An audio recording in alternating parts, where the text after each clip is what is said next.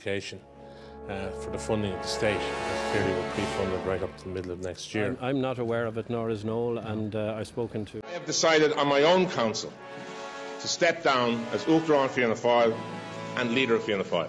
We have decided that we can no longer continue in government. When this government took office, there was only 5 months' worth of funding left.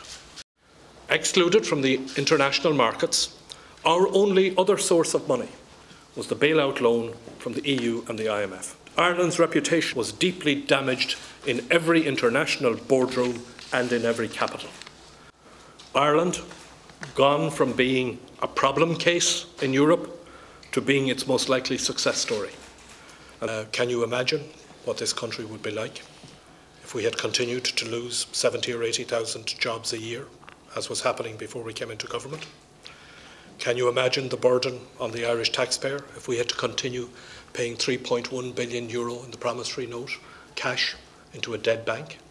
Can you imagine the pressure on our budgets if we had to continue paying an extra 3% on interest rates? Can you imagine the position of somebody on the minimum wage if we hadn't reversed that?